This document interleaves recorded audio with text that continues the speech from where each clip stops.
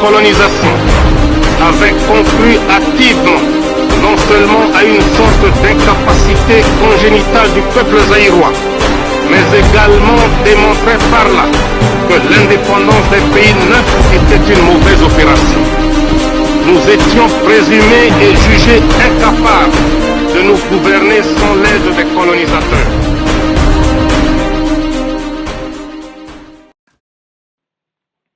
Bonjour à tous, bienvenue sur maïso.com.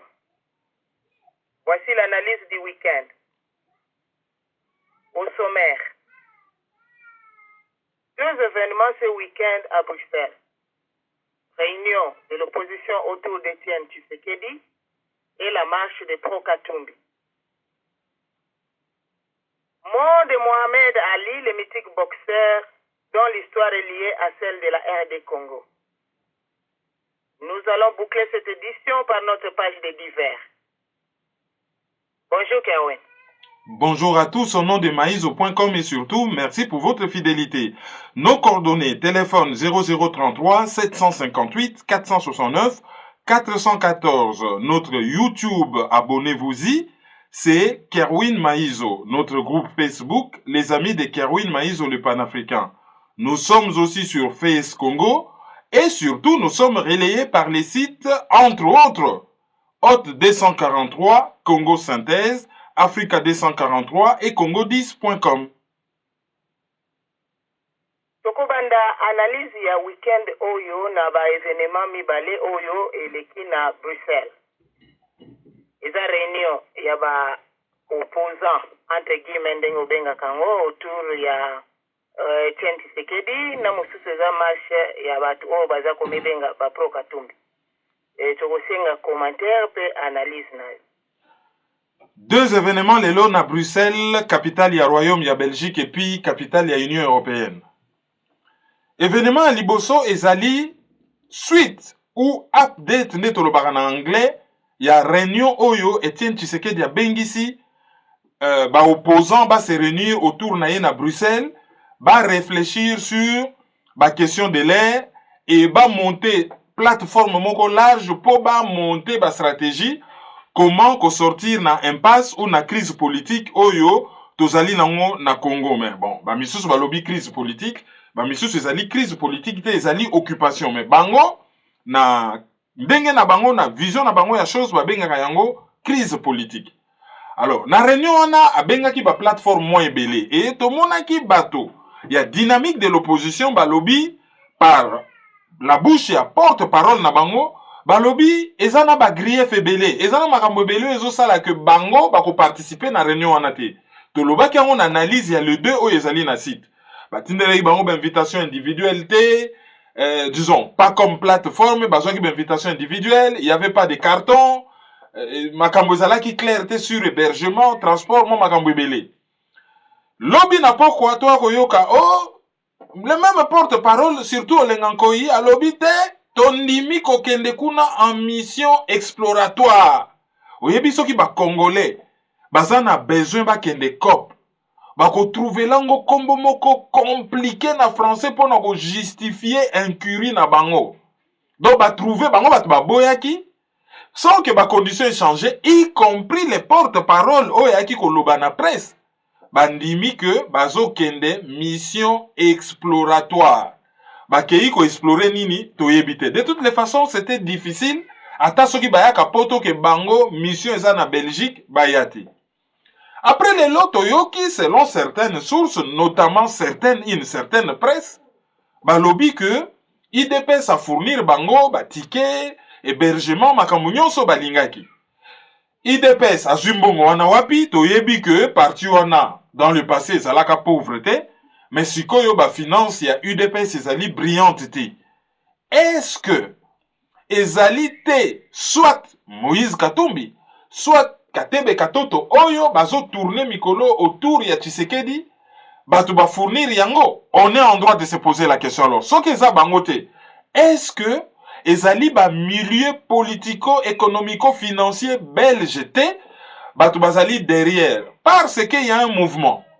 Depuis que les Américains ont posé des conditions belé pa ya Katumbi, entre autres, il faut y approuver que azali leader. Il faut mettre ba combattant tout le monde derrière lui pour na dossier et les capos américains balingi lisusu te ke bango ba mutu na pouvoir. Contestation ye munene et comme li bango compliqué, ba benga ye rwandais, ba benga ye mupaya, ba combattant ba tambola et comme li bango problème. Donc balingi na bango mindondo te condition est-ce que ozali gangi okoki ko mettre batu d'accord na mboka au réunir classe politique. Kuna c'est facile. La classe politique est pourrie et corrompue. Avec l'argent, ça peut se faire. Mais bateau, bazo poser problème, et ça, ba combattant. Oh, yezali, groupe de pression. Est-ce que koki ko mettre bango derrière? Alors, ba condition, ana, le ba eko bimisa slogan, unité, bosangana, mbwa, soso, mbisi, loso na pigeon, sanimoko, lisanguna, na soso, sanimoko, tabana pondu, esika moko, unité. Ata poison, il faut unité, place aux olia, poison, kotanaye, na cadre ya unité. Bakri baboka kezaki amwana. Et tu remarqué que la Belgique a commis qu'on reprendre la main. Bota la presse belge va décréter Katumbi chef de l'opposition. Sans vergogne. Et bakomina en train moko, bakomi très actif na dossier congolais ces derniers temps. Est-ce que ezali bangote parce que bazana intérêt énorme na Katanga. Bobo sanate. Le roi du Katanga, même si Azali néo-zélandais, il a la nationalité belge, Ezali Forest. Et qui dit Forest, qui contrôle vraiment tout, l'aviation, les mines, les ceci, la distribution. Qui dit Forest dit Didier Renders, dit Big Loulou, c'est-à-dire Louis Michel. Oyo, Azali commissaire européen, mais mon anaya Azali premier ministre. Et qui dit tout ce monde-là, dit Moïse Katumbi, Oyo babenga pe le roi du Katanga. Bokende kotala lisusu film Katanga Business. Pour comprendre ba rapport ezali entre Belgique na clan ya Katumbi. Sans oublier Katebe Katoto. Grand frère ya Moïse Katumbi azali exilé na Belgique et c'est un ami de Tshisekedi qui tourne un peu autour. Donc, on ne sait pas. Katumbi se proclame chef de l'opposition. Mais babengi na réunion aya autour ya Tshisekedi. Mais Tshisekedi akozala nani? Akomi kitisa po Katumbi azala chef na ye, nana paye badoki batubaya, et ezali Katumbi, ezali Katebe Katoto, ezali UDPS na Tshisekedi, ou ezali ba milieu financier, voire même ba milieu mafieux belge. Et comme par hasard, pendant que baso beng se lokwana, bato baboya ki selon une certaine presse, bazala ki ko accuser que oh, bazali batu ya obédience ya Kamere. Ce n'est pas encore prouvé.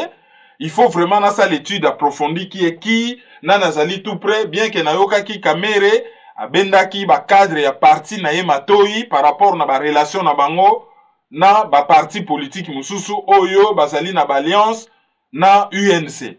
Alors, réunion na ezo salama. Stratégie nini ba monter parce que c'est quand même bizarre. Presse mususu à lobby, bango ba tchaki officiellement, hein, ba monter ba stratégie, et tout ça, et bah, étudier la question de l'heure na Congo et comment bah, s'en sortir. Mais quand même bizarre, au même moment, Tshisekedi a nommé deux personnes.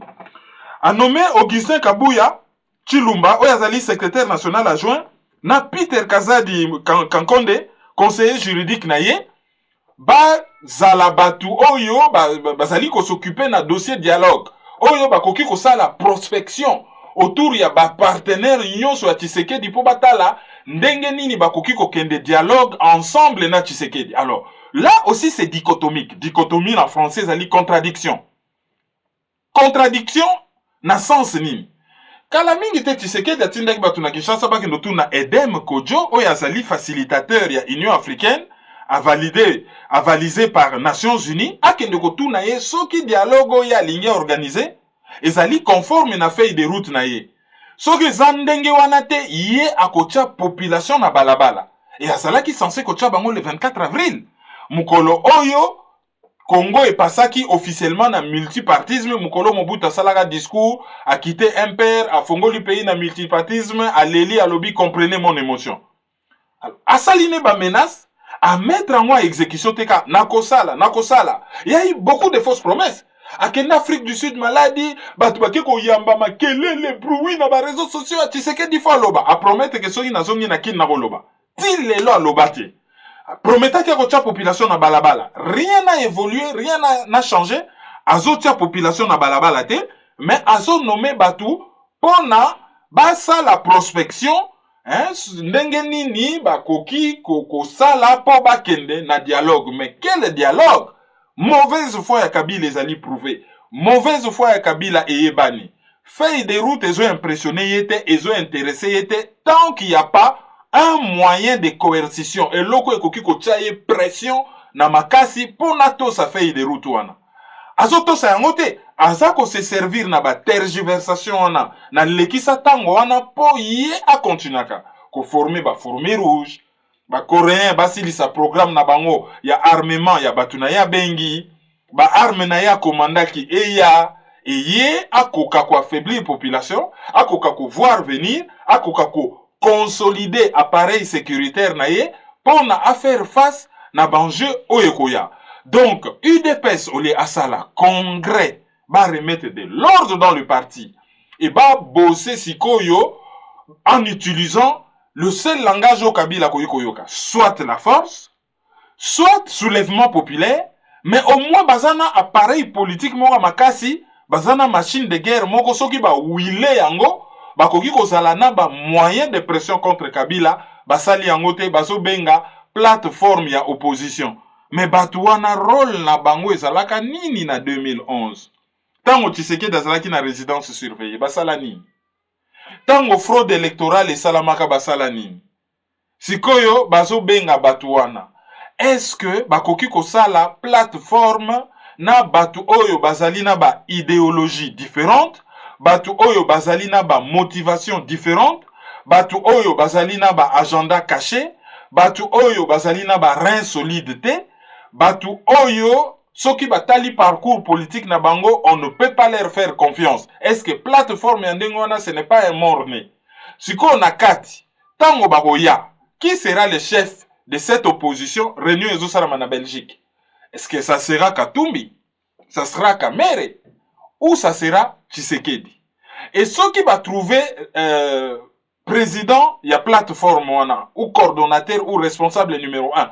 Qu'est-ce qui va se passer par rapport à Mboka? Bazali déjà prêt, bazui déjà ba garantie que l'élection ko salama et ko respecter ba délai constitutionnel et que ce qui salami il y aura pas fraude parce que ba kati ba province ndambu et c'est le PPRD qui dirige toutes ces provinces et c'est ninde ezali sikoyo ezali sous botte sous coupe ya PPRD. Toutes ces questions méritent d'être posées.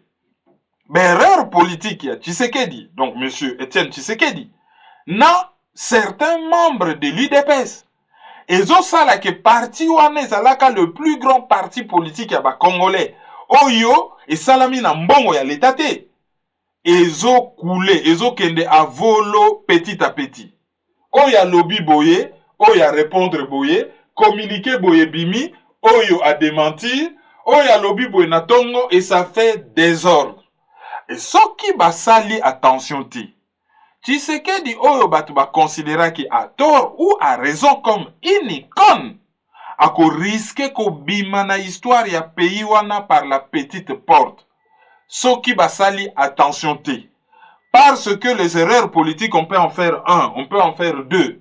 Mais okoya ko sala une erreur de trop oyo e kozala fatal.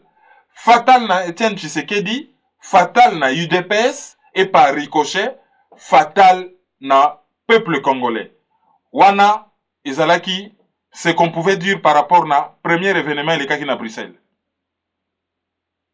Toleki na deuxième événement toyokaki que ezana marche moko esalami kuna selon batu mususu balobi eza marche ba pro Katumbi parce que ba combattant ou batu oyo ba salaka combat basi basalaki marche ya munene pona ko protester contre Bakiri na Beni et puis mususu zalaki na thème na ba marche wana thème mususu munene zalaki ba protester contre arrêt ya cour constitutionnelle.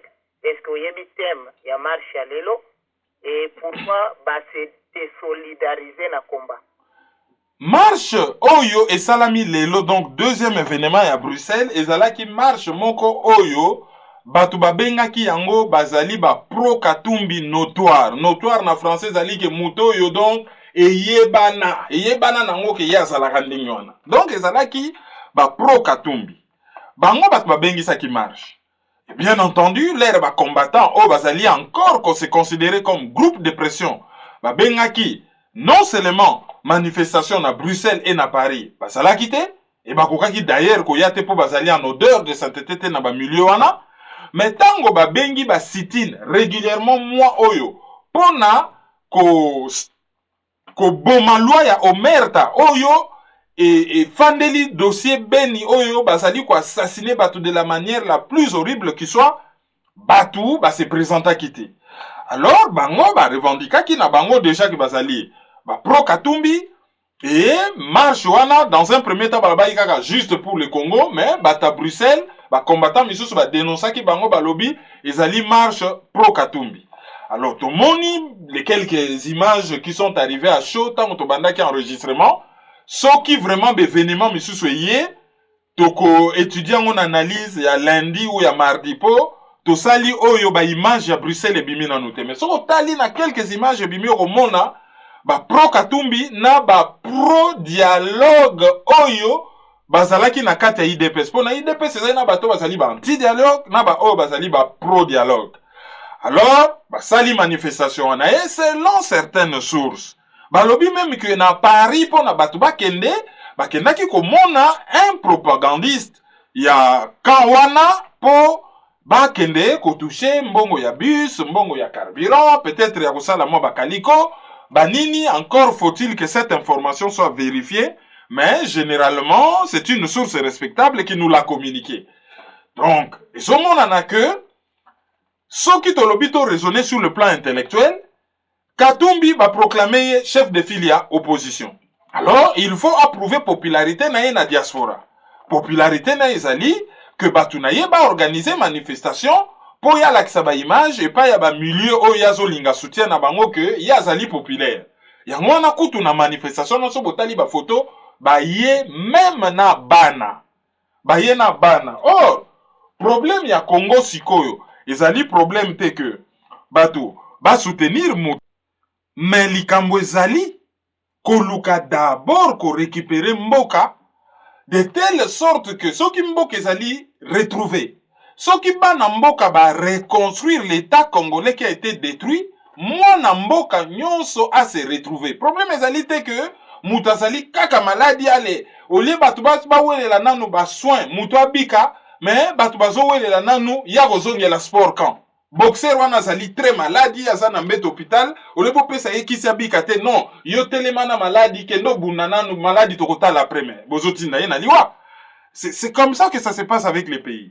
Alors combattant oyo azalaki mutu oyo respectable et respecté a commis à la barque ya ba politicien yango wana lelo samedi oyo réflexion na biso ya week-end ezali justement par rapport oyo ezali entre combattants avec certains politiciens.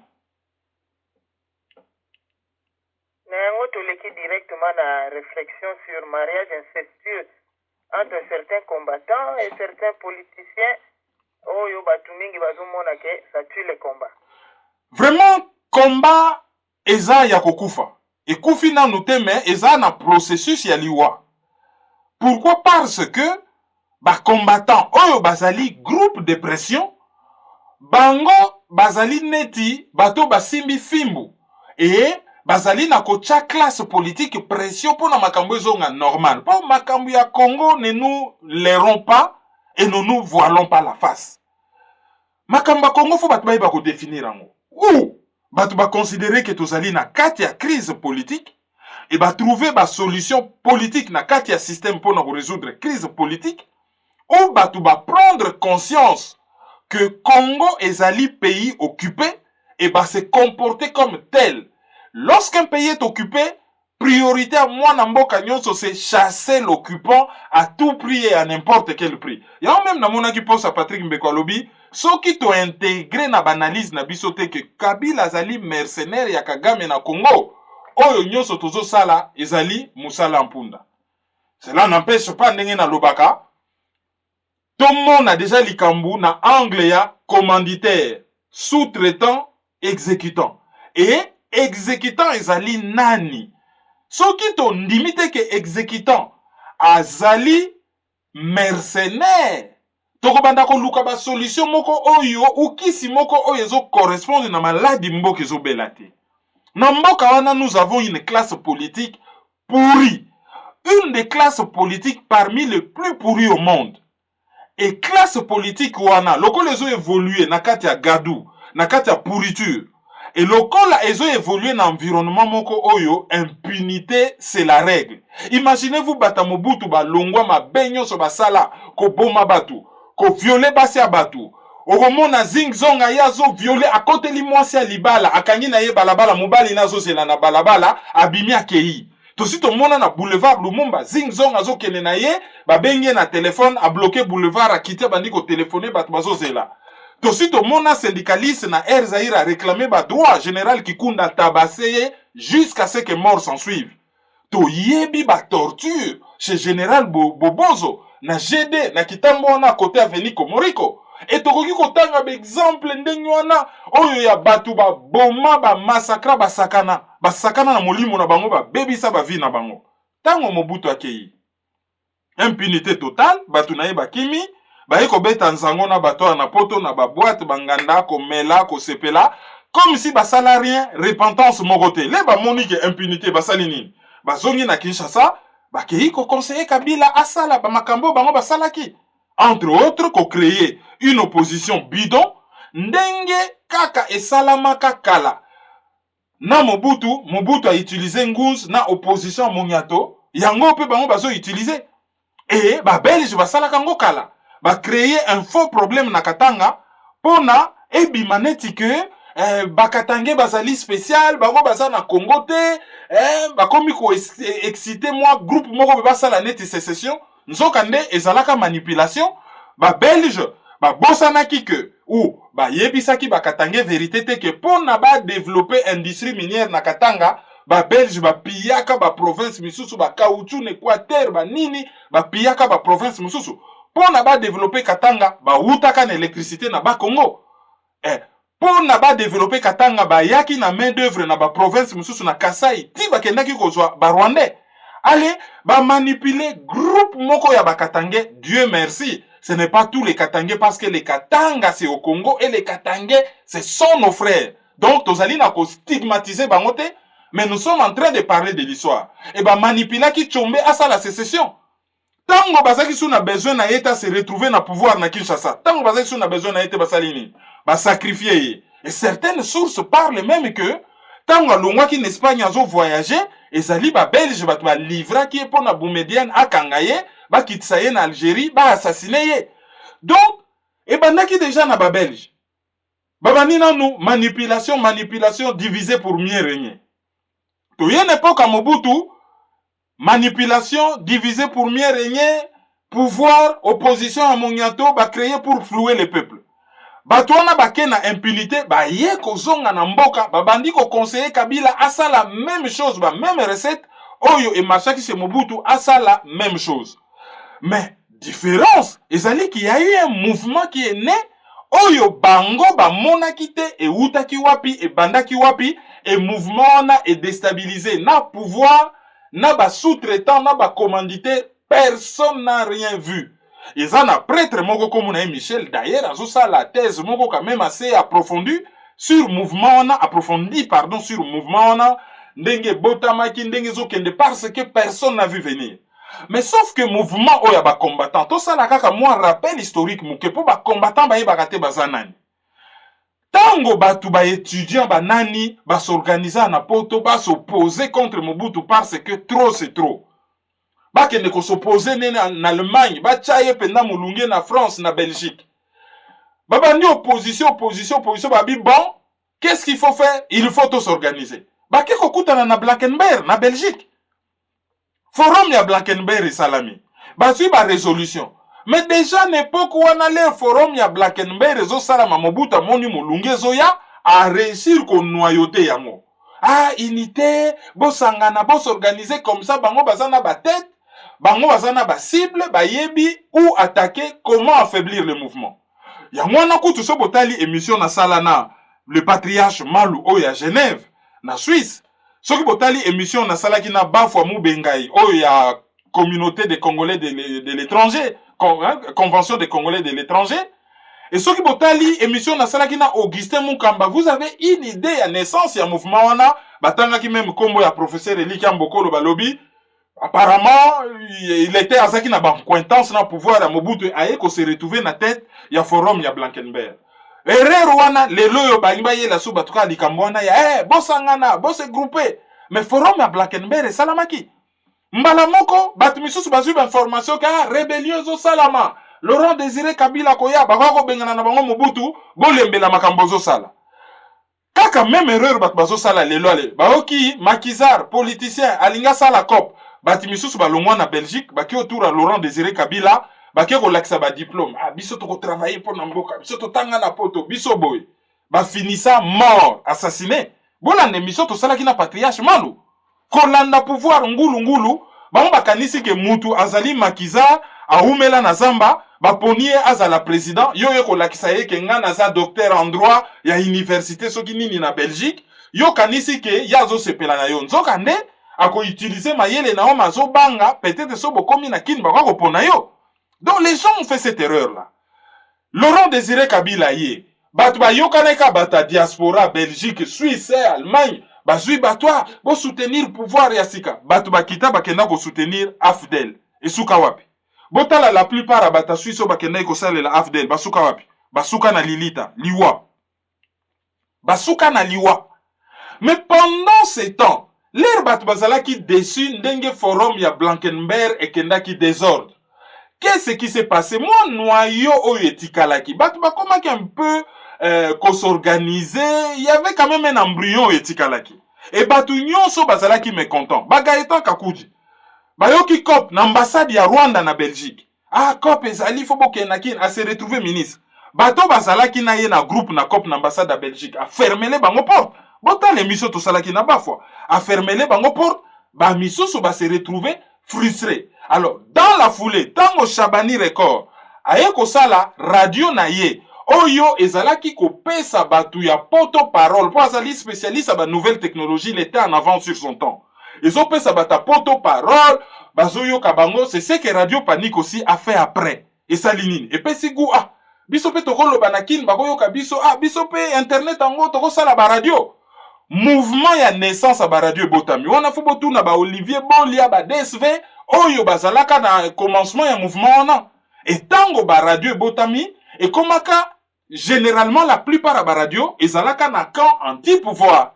Et komaka neti point focal et loko moko ezalaki neti noyau autour duquel un embryon ya combat et botamaki ezalaki ko tourner tout autour. Jusqu'à ce que tango batbaye ko remarquer que Mbanda a beleli Kabila aza Rwandais mboke za occupé. Allez, na embryon à forum à Blankenberg, na ba radio ezalaki na diaspora. Na Tshisekedi aboyaki ko kende na élection mais batbachaki espoir et pas ya Bemba floué. Allez, kanda wana e boti de façon instantanée mouvement ya ba combattants et c'était un groupe de pression.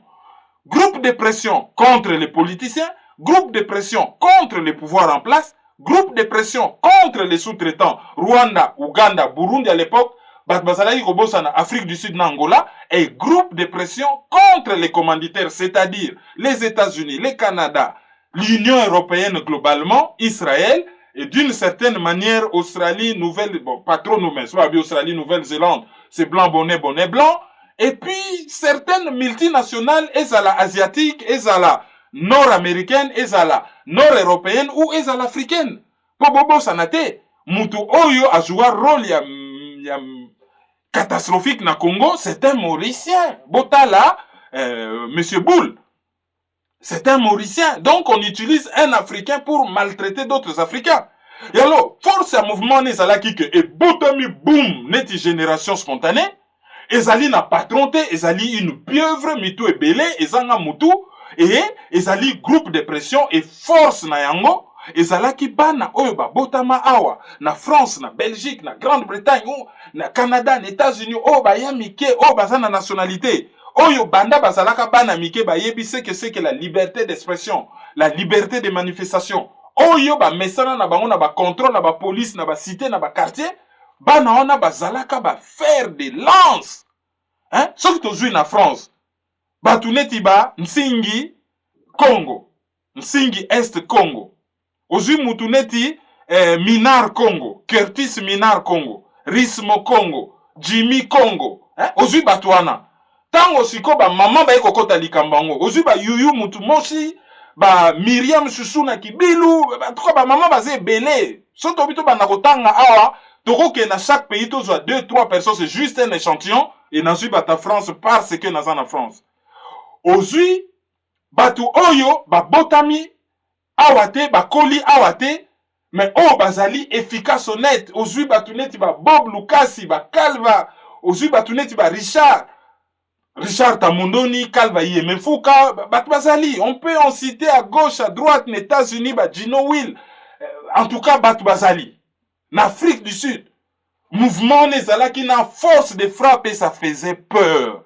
To kota na ba bureau ba lobbying. Jean-Louis Timbalanga sangisi biso to kei mais na bureau moko awa na France to tangika kombo ba combattant mais on dirait bois ki nyoka na table. C'était respectable et ba combattant bazalaki respecté et craint. Jusqu'à ce que bango moko bazalaki peut-être conscienté, allez babandi ko couler. Bango batu ba frappaki ba leader d'opinion, ba politicien. D'abord, ba frappé na ba politicien ba lobby, nkraki o bozaye bo yibi ba mbongo bo ko renye awa stop. Isili, stop. Bo wa su ko renye awa te. Chez Okitundu abeta mina devant studio ya Africa Time na Londres. Ba eko beta lisusu Yves Kisombe, ba eko beta Kengo Wadondo, ba landa ba politicien awa ba pakata ba mbango. Ba eko décider que ba pasteur bogo ya lisusu te. Soki bongi boteya, bokendo teya na Congo, bokendo koteya na Lomela, bokendo koteya na Beni, na Butembo. Koya ko renye awa ko bimaka na basi, stop. Et, moi discipline, kotaki après ba eko frapper ba musicien par rapport na Ndoule. Malheureusement, c'est Olivier Timanga, ye muta poto kutu, azalaka na ye kunate. Lui qui fait beaucoup à composer Kayembaka, c'est lui qui a été frappé le premier. Après, eko tombe ba Werason, Papa Wembale, ba Fali, ba Jibe. Mouvement et comme une apogée et comme une force, bah, radio Mati, Koto, radio Bendele, radio Lisolo. Allez, bah, taper PRT, bah, s'organiser, bah, sali, bah, zoomer les 2000 na bango. C'était quelque chose, ce qui manifestation vraiment, et comme à la mode. Bah, tout, bah, Kimi Skyblog. Place au bah, tout, bah, zalaki, ko tchatche na poko na Skyblog. Bah, yemba la moko, allez. Bah, comme une musique congolaise, bah, comme une solo politique. Ah! Facebook peut Mati aller et Mati si likambango YouTube payer. Voilà. Comme ça qu'on peut résumer le mouvement. Mais malheureusement, bah yeli bango discours ya non. Bino boza organisé té. Ah non, bino faut boza un interlocuteur. Mais puissance nango justement parce que ça donnait l'impression de ne pas être organisé.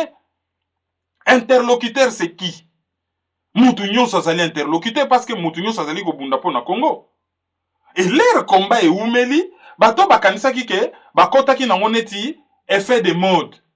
Bango, balembi, et tango, les autres bakomi ko s'organiser, batebele bakomi na bakase judiciaire, bakacho, menace ya police, banini, bakase judiciaire komo be, mbongo pe uti ko ute, komi ko uta kin, bakomi ko tinda pe mbongo, batu bakomi compromis, bakangi bango ba photo l'air bazozo mbongo, misusu bazana ba photo na bango na ba position mabe, na ba fille, na ba garçon, misusu bakoteli bango na vie intime, et comme il faut affaiblir le mouvement, petit à petit, et comme il faut baby sa famille, tantôt bakoya ba s'attaquer na moi si mobile a comme affaibli, bako s'attaquer na mobile moi ça comme affaibli, ainsi de suite, mouvement comme il faut s'affaiblir. Alors ba yena nzembo ya unité.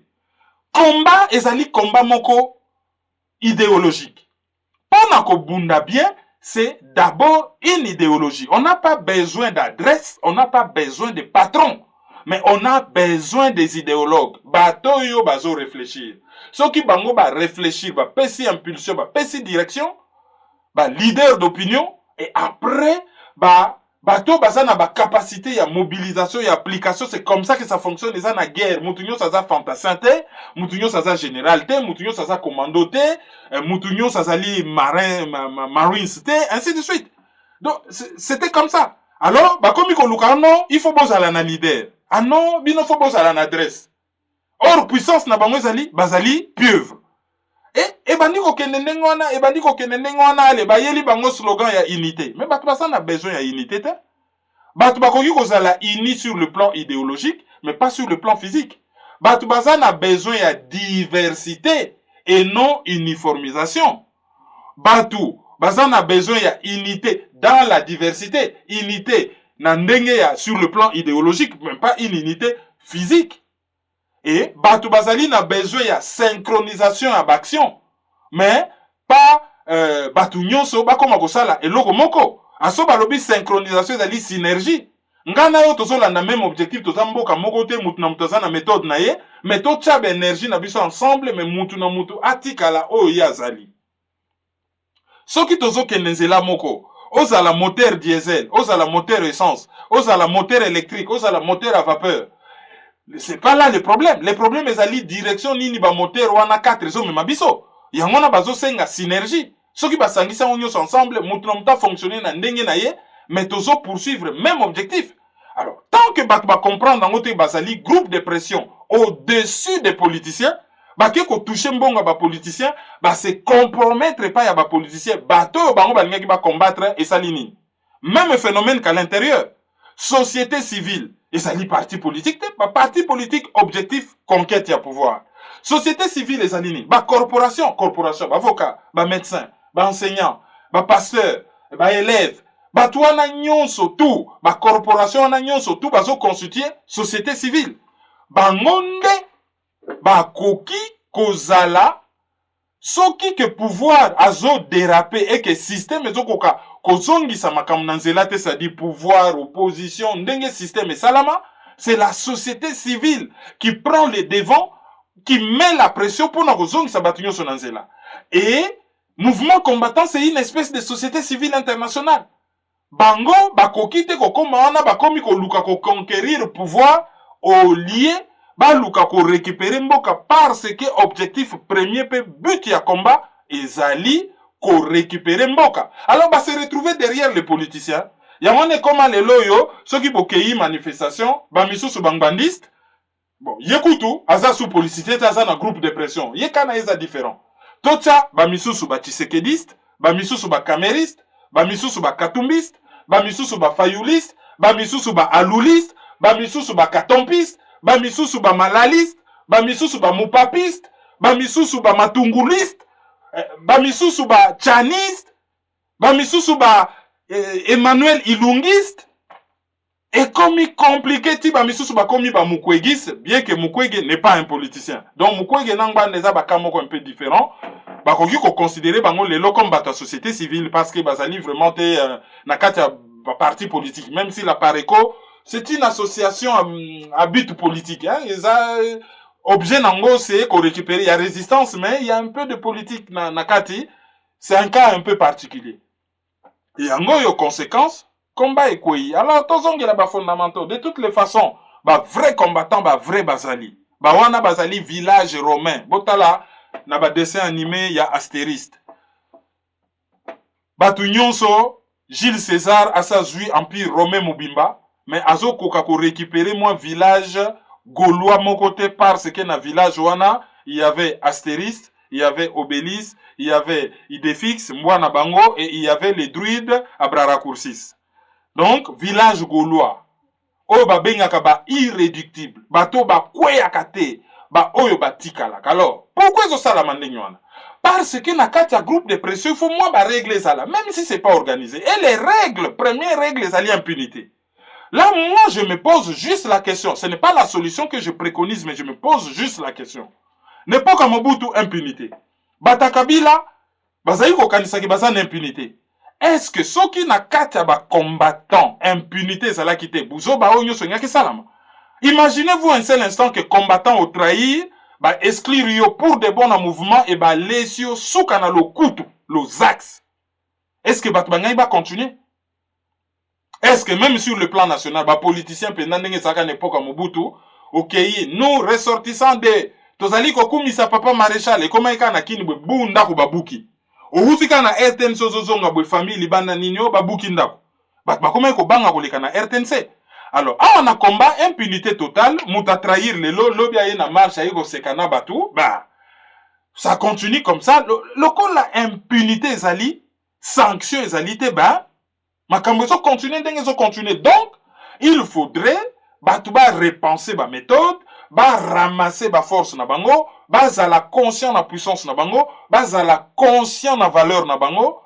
Mouvement wana ekozonga, mouvement moko très important et ekoki ko atteindre but parce que ba combattant ingeta na balabala bazotia pression parce qu'il faut frapper l'opinion publique occidentale.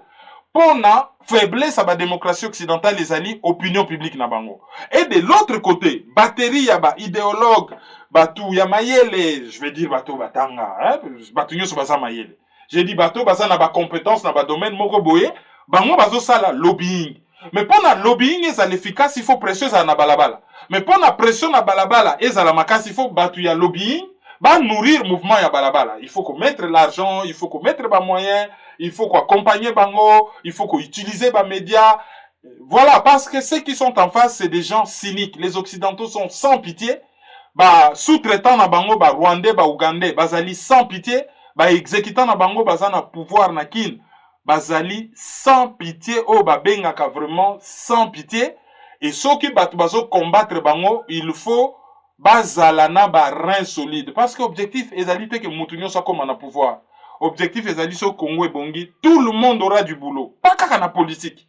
Boulot kako ya ko réparer ba sincère, les ba ko reconstruire mboka. Boulot kako échafaudage. Mais les gens vont créer des sociétés, ces pays et vous avez même la carence ya main d'œuvre. Ba ko importer ba main d'œuvre et ba ko s'intéresser na politique te. Tout Américain ne rêve pas d'aller à la Maison Blanche, hein. Salaire, il y a président des États-Unis, $40 000. Mais t'as la salaire, il y a PDG, il y a Apple, il y a NTNT, PDG à CNN, PDG à Google, PDG à Facebook. Bon, t'as la salaire, na bango. PDG à Mobile Oil, PDG à CNN, hein? PDG à Northrop Grumman, où est ça là, avion DC-10. PDG à McDonald's, disons, PDG à Boeing. Ainsi de suite, ainsi de suite. Hein? Boki nous la bas salaire na bobo comparé na président, bo comparé na sénateur.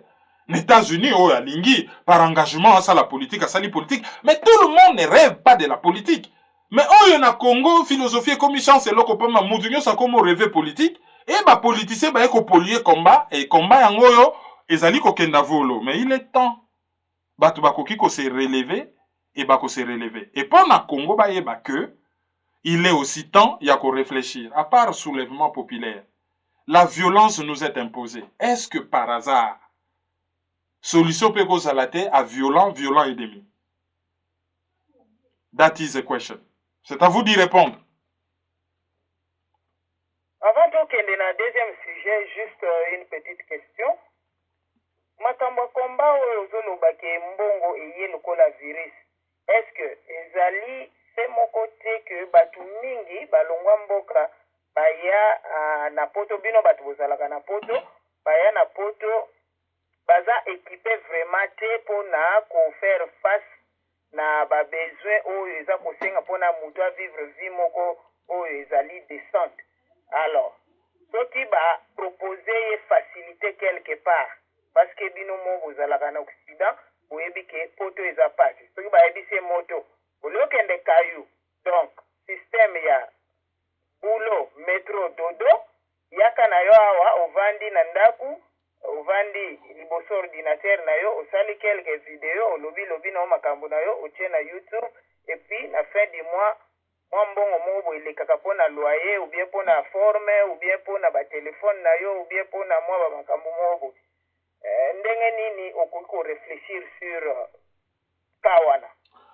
Problème ya Congo ezali bato bayaka poto liboso bayaka mingi na Belgique bazaka na ba bourse bayaka kotanga ba misu bazalaka ba fils à papa la vie leur était donnée basala na bango be forte mingi basuka na ba drogue basuka na makambo belé ba misu sope ba réussir ça mingi bayaka sima bakimaka misère ya Mobutu bakima na ba condition moko déjà mingi batangi betude misu rabais bakatisa na ba makolo banzele belé ba Nigeria ba wapi bazali koya bangulu makambo belé donc bazalaki déjà na bagage te politique, je veux dire éducation politique même chose ça na bagage intellectuel cause la licencié en droit aux juriste te cause la docteur en médecine peut-être cause médecin te kozala na licence en philosophie ou doctorat en philosophie, peut-être oza philosophe te. Ainsi de suite.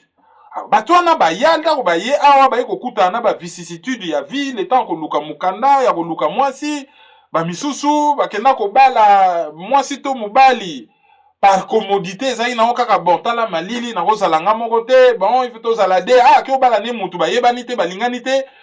Vraiment, vie, tant et les cas qui est belé, et batou bazalaki na ba futilité, ba bilamba, les paraître, les ceci. Et batou ba komi ko mona ki retraite komi ko ya. Qu'est-ce qu'il faut faire?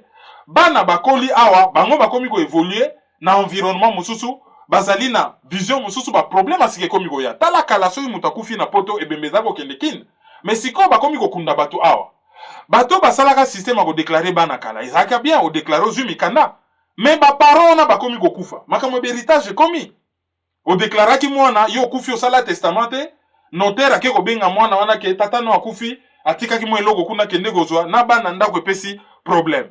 Mais soki mwana akufi ye patiki mbongo, ya zake pa ya papa na ye, notaire aye ko benga bango, mwana akufi atikaki mbongo, papa na yaza kuna, papa sora lobitez et comme compliqué. Donc makambe komo bima telme belé bat bakomi ko banga à venir. Est-ce que toko sala retraite na malili? Nga bana bakoli, nga na sala ka bereur bo. Ebonga kaka noki to zonga na Congo. Mais ba oyo bazonga ka ngulu, la plupart bazokufa. Ils sont pas heureux. Mais ba ope batikali awa bazana incertitude moko boye sur l'avenir. Et ça lit que l'éducation politique ezate ba prena bango nationalisme te, ba prena bango patriotisme te, ba prena bango te c'est que le pays. Ba prena ngote na Congo ba ya ko apprendre ngo pete awa na école po batanga awa te, ba sa l'école primaire secondaire awa te peut-être l'université, ba misusu ba kota na vie ya kayo. Et ça lit que tout cela moi ben certitude wana na ndenge combat e umeli ba et ça lit que ba misusu ba flancher parce que l'éducation politique comme telle ezate et puis sali que makambo ezala ndenge ezali. Ok, na deuxième sujet eza mort ya boxeur Mohamed Ali. Mohamed Ali azalaki nani et pourquoi tozo tia sujet ya décès na ye na analyse oyo elobelaka mingi kaka makambo etali Congo. Oui, ndenge lobi Mohamed Ali comme na ya naissance Cassius Clay akufi depuis na Boutou, il y a samedi à dimanche, pardon, il y a vendredi à samedi, na Phoenix, na Arizona, et Azalaka considéré comme un des plus grands boxeurs de l'humanité. C'était pas les seuls, hein, Bazagina, Foreman, Joe Frazier, tout ça, mais lui, vraiment, c'est un phénomène, il y a boxe. Et sur le plan politique, c'était aussi une personnalité par rapport à la prise de position naïe, na ba prise de vue naïe politique. Alors, le rôle a tout de suite bêti déjà plus de 45 minutes. Je pense que Tozotine de Labino, deuxième analyse à week-end, c'est alors que toko approfondir ba sujet nyonso pour actualité à week-end à l'élo, ezali vraiment abondante. Auditeur du jour. Auditeur du jour, il y a l'élo ezali Xavier Babenga Kaye coach Jado. Azali na banlieue ya Tel Aviv na Israël, yena madame na ye donc moi si na ye, bazali ba auditeur du jour ya lelo. Tel Aviv, Izali une des villes la plus grande ville ya Israël. Izali une des villes le plus open mind du Moyen-Orient, parmi les plus jolis et parmi les plus riches aussi. Mais sur le plan informatique, ville wana ezali ville moko clé. Ba start-up ya Tel Aviv na Israël, bangonde batu basimbi par exemple sécurité informatique dans le monde.